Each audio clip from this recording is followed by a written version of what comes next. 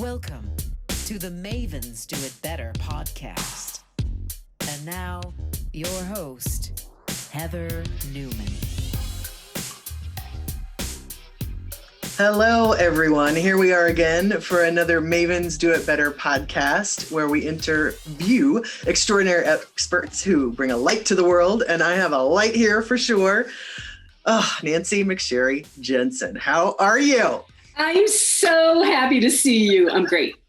Yay. I'm so glad you're on too. So everybody, Nancy, I think that you are one of my guests who's actually making a second appearance. I think you're the first one, by the way. I love being a repeat. Yes, she's so awesome, everybody. We're repeating for sure. So that's great. So Nancy, where are you coming to us from today? I am in the beautiful Pacific Northwest, where it is 55 degrees and sunny. I live in Seattle. Yep. Awesome. And I'm coming to you, everybody, from HQ here in Marina Del Rey, California. And it is a nice, beautiful, sunny day as well. So everyone, so Nancy and I go way back. I tell her often that it's all her fault. This year, 2021, marks the 20th anniversary of the launching of SharePoint, Microsoft product. And I started working for Nancy in 2001. So 20 years. That does not seem possible. Yeah, I know. So, and y'all, Nancy, at that time, you were the group product manager for that. That's right. Yes, absolutely. Yeah. So how long were you at Microsoft? You spent a long time. I was at Microsoft for 13 years, and I worked on some of the, flagship brands of the company. I worked on MS-DOS, Windows NT, back office, Exchange. I was very fortunate to be part of the SharePoint team. That was the bulk of my experience there. And it made every day just a joy to come into the office. Which isn't to say every day was easy, but it was a delight to work with that product and with that team of people. Absolutely. Yeah, I don't know, when I think about joyful times in my life, especially with work, that is that core team when we were just starting out and it was like still a code word and like how are we going to put this out into the world and stuff like that. Like that was super fun. And Jeff Teeper, shout out to Jeff Teeper, who is corporate vice president of all of it on that side, was the boss back then, right? You worked for Jeff. I did, yes. He put up with a lot from me. Everything, He gave us the freedom to explore some interesting ways to introduce a new product that maybe was a little late to market and maybe wasn't top of mind for its target customers. So, but I think you've hit on something that's really important. When you get a group of people that you're working with, treasure it. I've had that luxury 3 times now, because it is a luxury, because we all know that sometimes it's a little more work to work with the people on your team, but there was flow, as the yoga instructors say.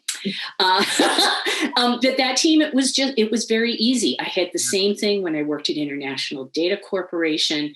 I had a bunch of, and we were peers, but we had just a fantastic time. I think everybody knew what they were responsible for, and we watched each other. We made sure that everybody was successful.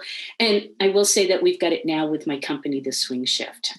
It's so much fun. And I'll tell you, running a startup is very different in some ways than working at a larger corporation. But there's other things that are common. And so having that day-to-day joy is super important. Yeah, I agree. And your partner, Sarah Duenwald, who's Sarah Duenwald. Yep. So I met Sarah, obviously, through Nancy when you started the business. So when did you start the Swing Shift? And will you tell all our listeners about that, what the business is and what you do? Sure. Yes. Sarah and I met about 4 years ago.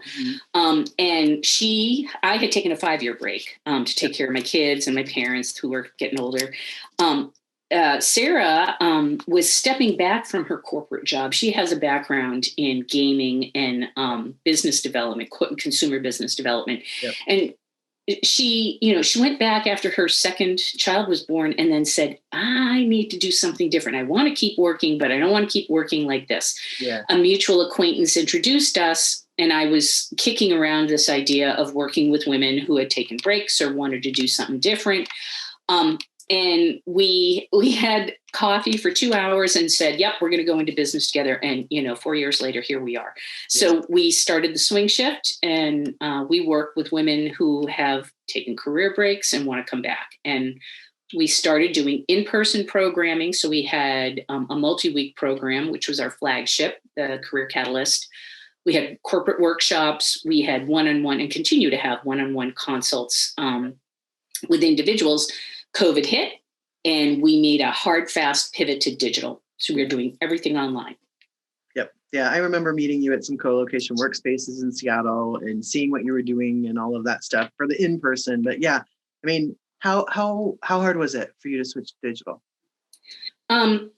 It was part of our long-term plan, Heather. Yeah. So we knew we needed to do it, but I think we were dragging our feet because, when we were successful doing in-person programming and we were looking at our expansion, that's what we were looking at doing. Right.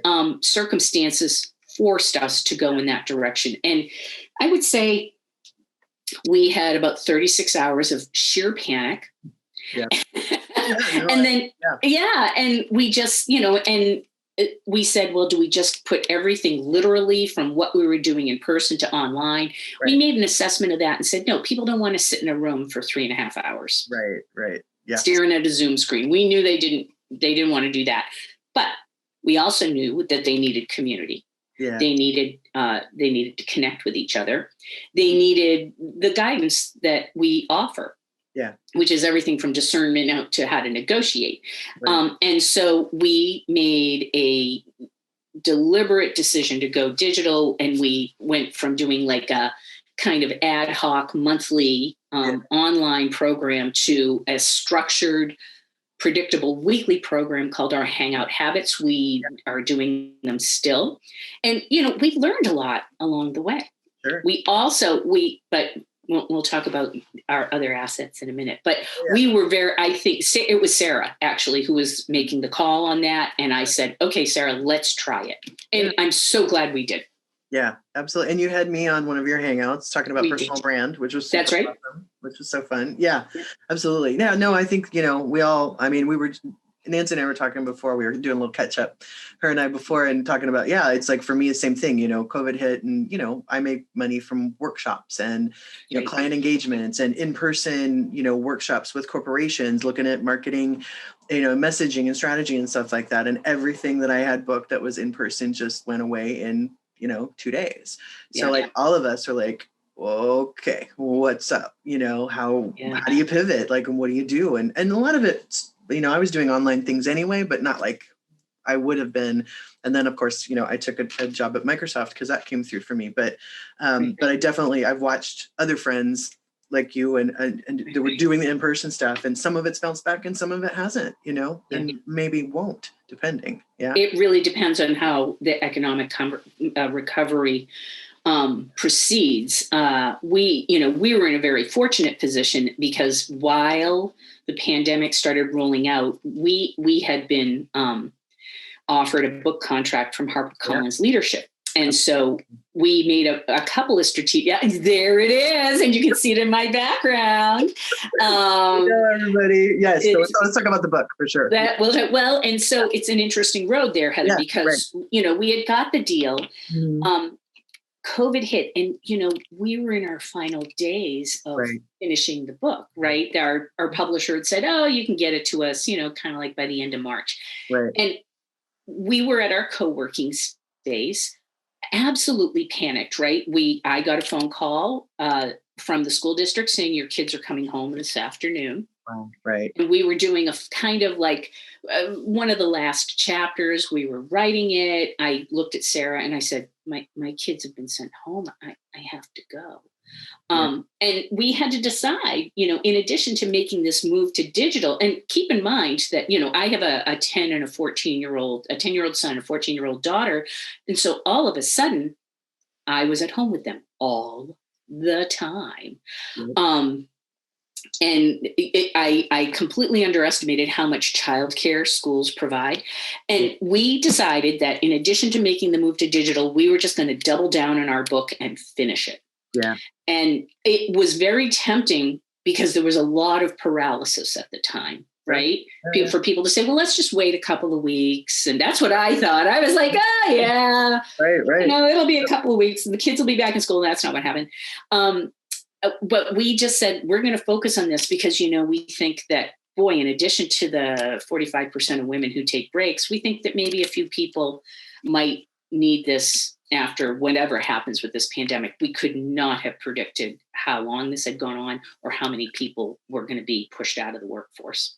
Yeah. And Nancy and I were just talking about that, about numbers of, you know, thinking about women who are now home, who have left their jobs, who lost their jobs, right, or who are, you know, the caretakers of the nurses and the, you know, all of that, who are actually the frontline workers too. So you've got the frontline workers who are by percentages mostly women, and then you've got all the women who have completely lost their jobs and are now home taking care of family.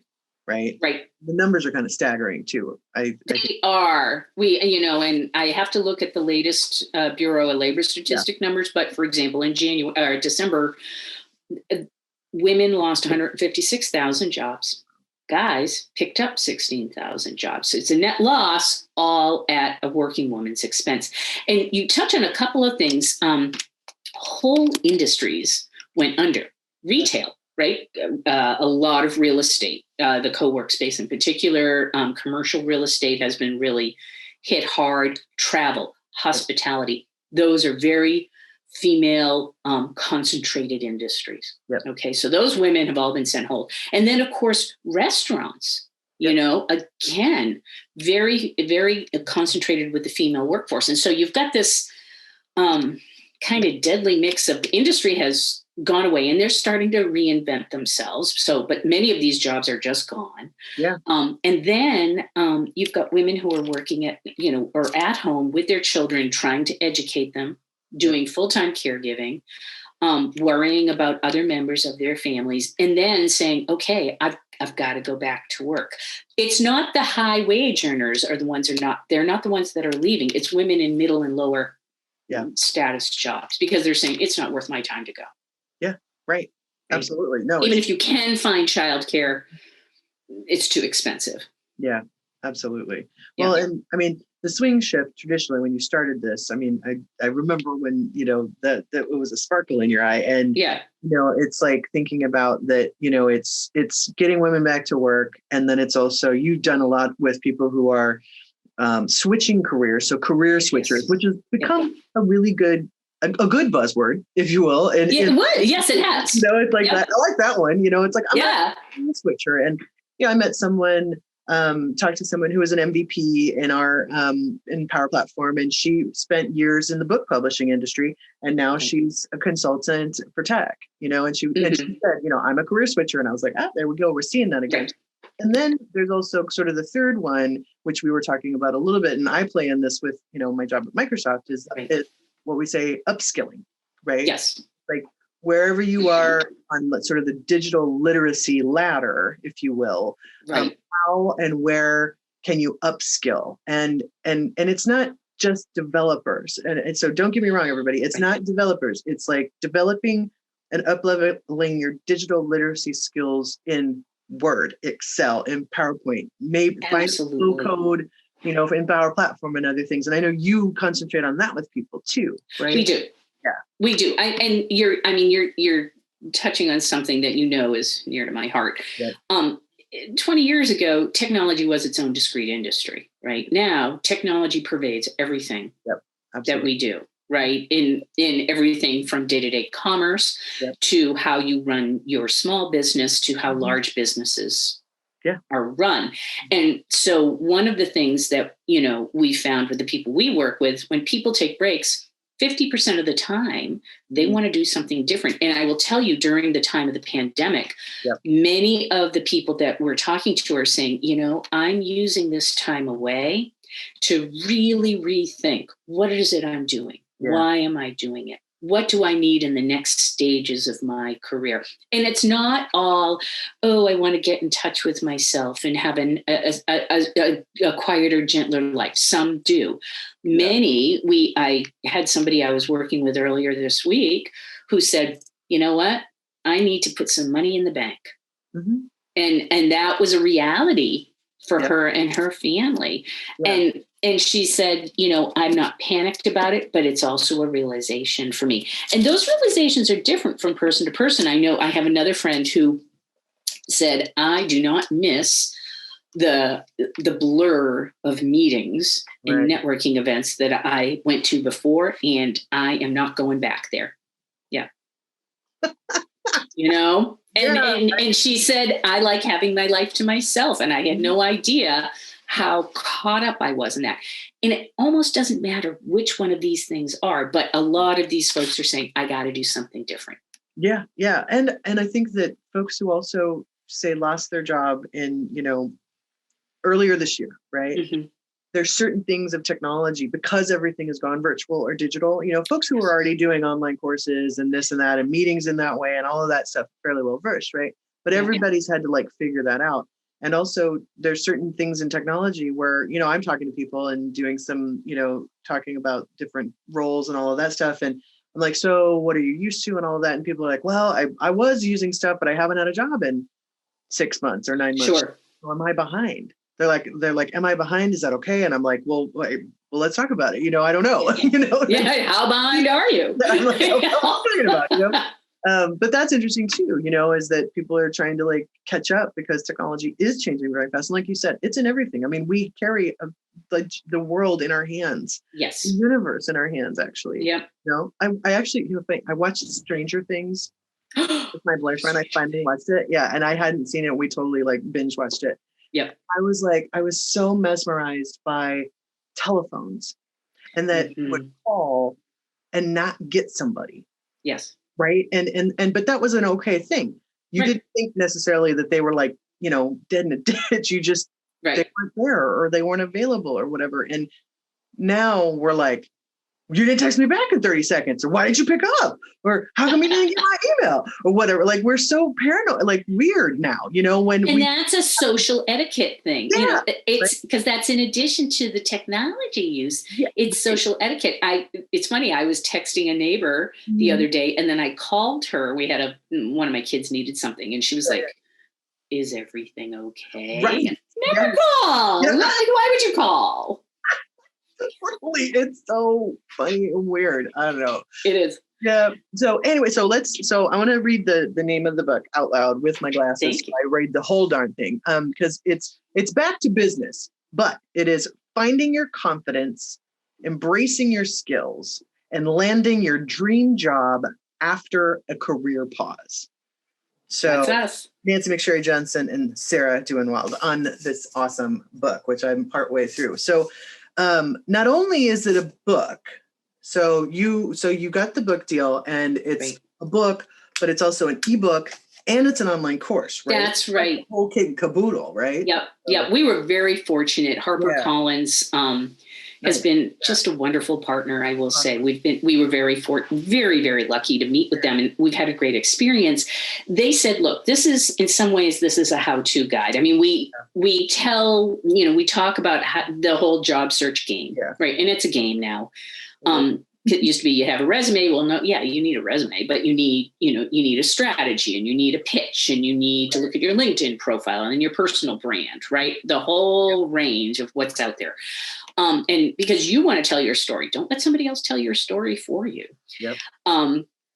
And as we worked on this, they said, we think that this would present nicely in an e-course format. Yeah. And when you think about who the target customer of this is, it's primarily women, but guys too. 14% of guys take breaks, right? Yep. Typically, and it's for their older children or their parents, or maybe a health issue. So guys take breaks for different reasons than women, but they definitely take them. When it's time to go back, it may have been years since folks have looked for a job, and they don't really know how the game is played. And so that's what we do. And so the e-course gives you the book in these small digestible lessons. Right. And so it walks you through each section, and then it has digital worksheets in the back. Yeah.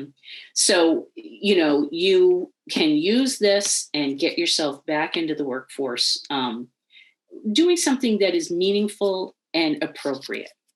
for the next stage in your life. Because when people take breaks, they're not usually leaving because like everything is great. People leave because something has happened. Very few people. Now it's interesting. Historically, few people have planned to take breaks, but as we look forward, the whole future of work is changing. Manpower did a study and it showed that 85% of millennials will take breaks. Their career trajectory is going to be different than Gen X, right? Where they would like to stay with a company, but they plan to take breaks to travel or to, just hang out at home like we have been. Yeah. And they plan to work longer. And so as we think about that, from the consumer side, yes, you absolutely are going to need to know how to look for a job, particularly if you're going to be taking breaks. But then you have to think about it from the corporate side and how do you plan for that? Because recruiting and then retaining employees, it's expensive. Yeah, absolutely. And I love your dedication page. Do you mind? I'm going to read it. No, go ahead. I love it. The dedication is, this book is dedicated to the 45% of women who have taken a career break and the 60% who are currently unhappy, unfulfilled, or unappreciated at work and want to make a change. You are not alone. This book was designed for you to take what you need, using it as leverage and motivation to take control of what's next for your career. I love that, Nancy. And that is exactly, it is so on point. Anybody who's listening to this, and Heather, you and I know each other far too well, but everybody has been in that position where you're sitting in a job and you're like, I don't know what I'm going to do next, but it isn't going to be this. Yeah. And you look around and you think, why is everybody else so happy and I am not, right? And we have, in fact, in one of our hangout habits it's a great chat with Andrea Lay, who's the VP of strategy at IdeaClick, talking about why it's bad for you to compare yourself to other people. But that's what you do because that's your peer group, right? Yeah, absolutely. Everybody's been there. I've certainly been there where I'm looking around and I've been in jobs where I've thought, I don't know why everybody is so jacked up about this because I am really unhappy, but you're like, but you don't want to stick out. And so you're like, oh yeah, everything's great. Yeah. And then, so I think that there's a lot of uncertainty there because you don't want to stand up and go, oh no, I don't want to do this. And I don't think this is so awesome. I will say when you are taking a break and it's time to come back, there's a lot of hidden shame around taking a break. There's a lot of vulnerability. Oh yeah, because it ranges from I couldn't cut it, right? And this is, rooted more, I think, in the 80s and 90s where there were the mommy wars, right? Where either, you went home and took care of your kids or you were a corporate warrior and there was kind of no in between, right? And they were a little bit at odds. But there's absolutely an element of shame, right? I couldn't cut it. Two, I've been out long enough that I don't know that I have anything of value to offer to an employer, which blows my mind. And at the same time, I totally understand because you have to learn how to play the game and talk about what you know how to do in a modern context. Yeah. And also know that you're going to learn what you don't know. Like I did when I was 30 years old, starting to work with you when you were like, have you ever done this before? And I was like, yeah, kind of. And then I went and figured out how to do it. Sure. Some of it is hustle, right? You totally have to, when you're taking a job, you're like, these are the things I know how to do. Here are my skills that are transferable. And the things I don't know how to do, I'll pick them up as I go along. Right. And that I think is, but I would say it's different at 40 or 45 or 50 than it is at 30. Right. And for many people mid-career, it's a frightening prospect. Yeah. Absolutely. Well, and everybody, Nancy and I do know each other very, very well. We've worked together for years. We're friends and we know each other's families and stuff. So full disclosure. But the other thing is that I will say, Nancy has shepherded me through personally some of the biggest ups in my life and some of the biggest downs in my life in work you have. And she's excellent at what she does. No, I'm like, you are. You have a knack for seeing people. You have a knack. You're a natural empath, and empathetic with people. And you also you know your shit. So you just do, Yep. and so I think I'm so excited. I was so excited when you started the business, and I'm so excited for your book, because it's just, books are great because it's like you can get the information out to more people in a way that and we're in a digital world. So you have an ebook, you have the course, you have all of it. So you're like hitting all of the, from, if I put my marketing hat on, like you're hitting like the, the omni-channel way of getting information out into the world to help the most amount of people, which is, I know what you're doing, why you want to do it. That's exactly. And, Heather, thank you for the kind words, but, it's always been a treat to say, oh, what are you doing? Why? It always ends up just being a wild gossip session. Just sometimes with numbers involved. Exactly. But you're absolutely right. Yeah, Sarah and I made a very deliberate decision that how are we going to get this information out in the broadest possible manner? And a book and an e-course are the way to do it. That's how people consume information, and I say this as someone who I love in-person events. I mean, I am starved for attention right now because, video and Zoom doesn't do it for me. Yeah.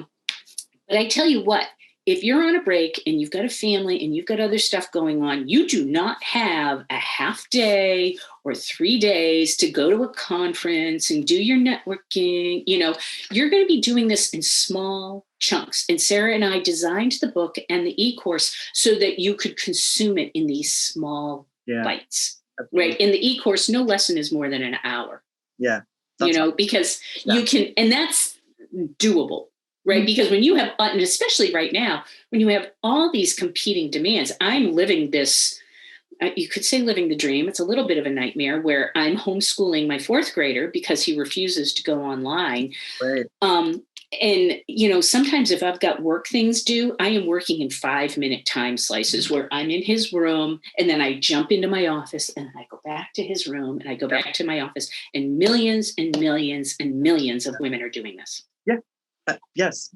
Absolutely. And that's why we designed it this way, because we know their attention is being pulled 8 ways to sideways. Wow. Yeah. No, that's awesome. And then that's our attention span right now. And that's what we can do. And, it's like, you're right. Like a big giant, course, like some of the people too, who are doing things right now that are like, you have to sign up and you have to do this chunks and you have to do this again. I mean, like, no, like I can't do it. It's like the slow food movement. Yeah.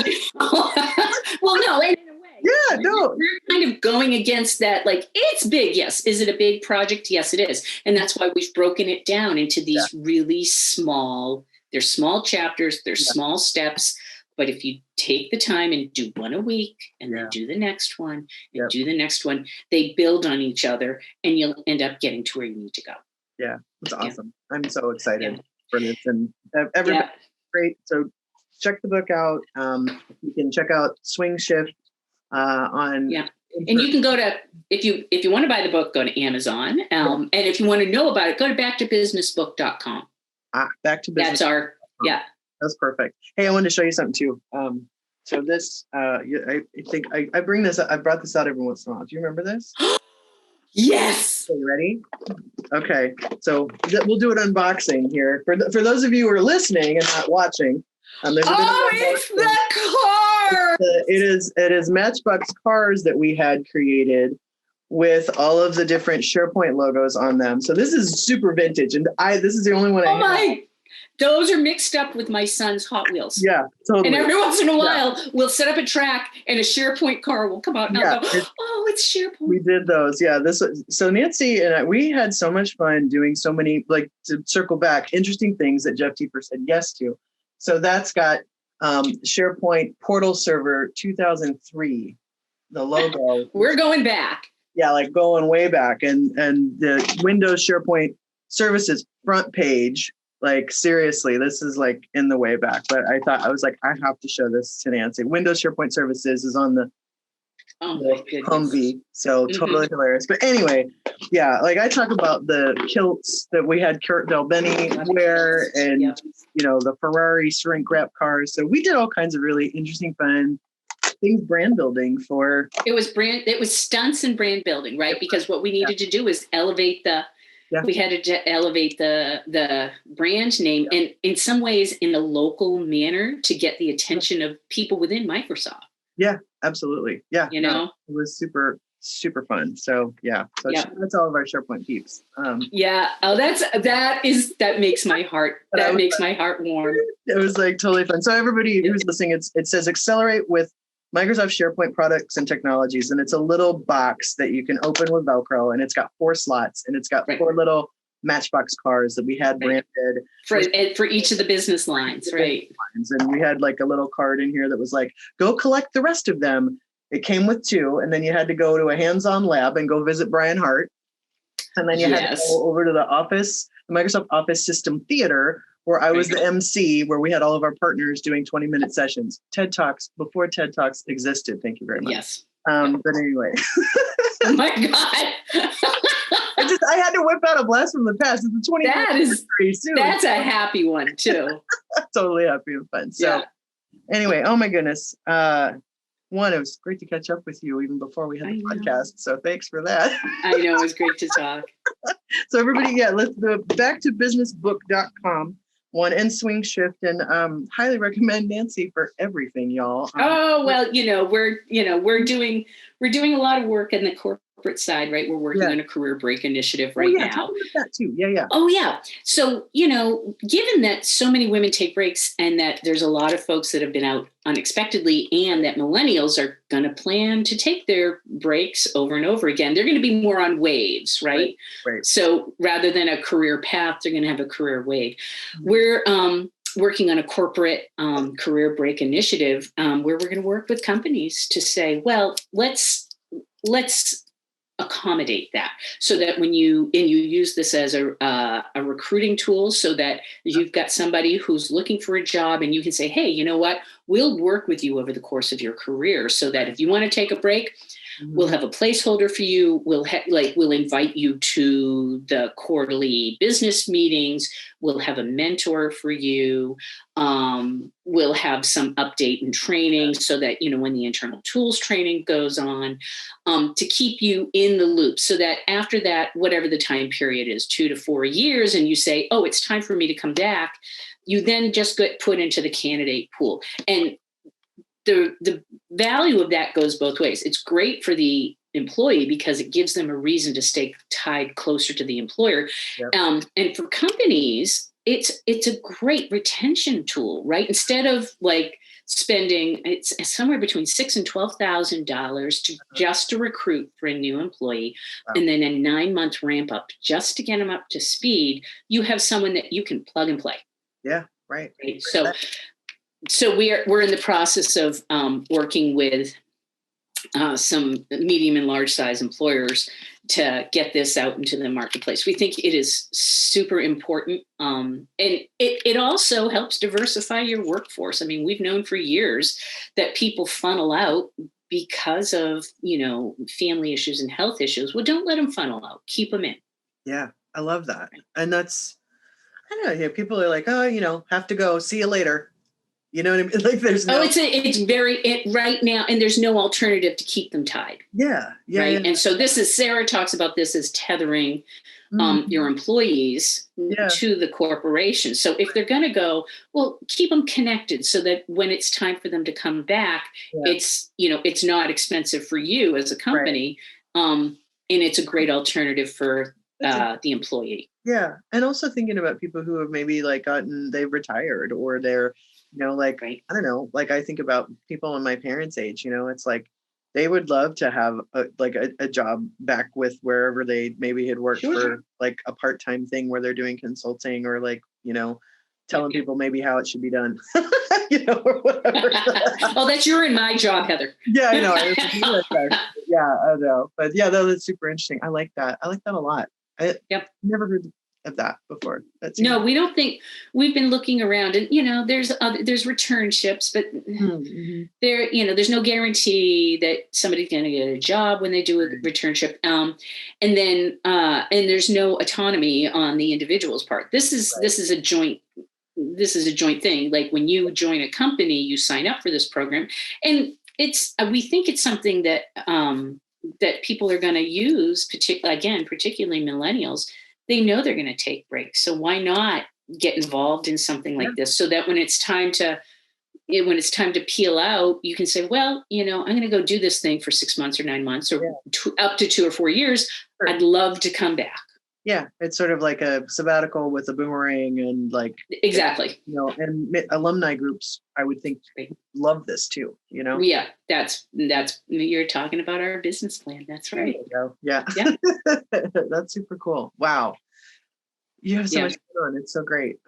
It is. I know. I'm always happy to see you. Yeah, I'm always happy to see you too. I'm going to give you my last question. How about that? Okay. Sounds good. So the last one I always ask, very interested in sparks and moments in our lives. And I would love to know, person, place, thing, book, poem, movie, it's different for everybody. Something that you think of that really is seeding you in who you are today in this moment. Okay. So there's 2 things. One, I did watch Nomadland.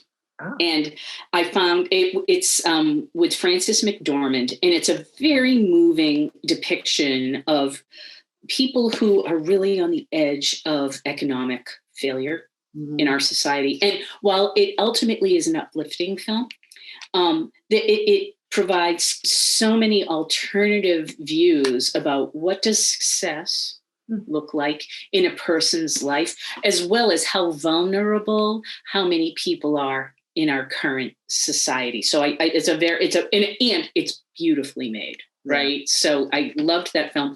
I will say a little more locally, as the parent of 2 children who have been home for a year, I was delighted to see Governor Inslee here in Washington State direct the state school districts to put the children back in school at least part-time. Wow. This is going to help get everybody back to work. Yeah. Right. Women and men who have gone home to take care of their children, schools need to be opened, and they need to be opened safely.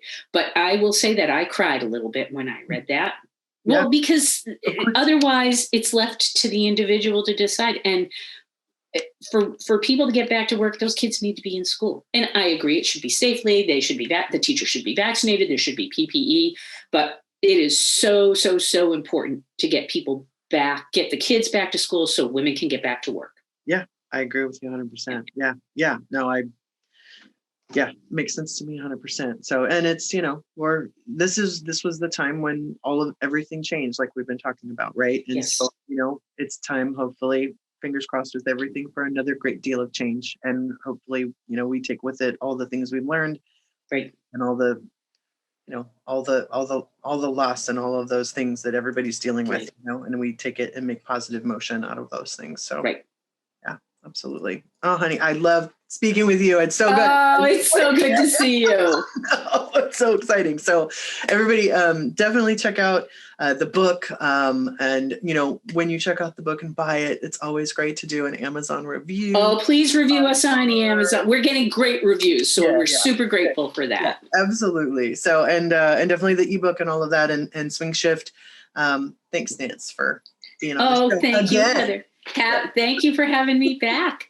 Do you want me to stay here for a minute, or? Yeah, absolutely. We're gonna say goodbye to everybody, and then here's what I'll do. I'll do the close, which is thank you for being on another episode of Mavens Do It Better, and here is to a big, beautiful day on this blue spinning sphere.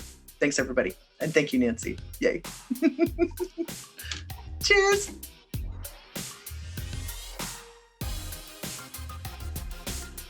The original music on this podcast was created by Jesse Case.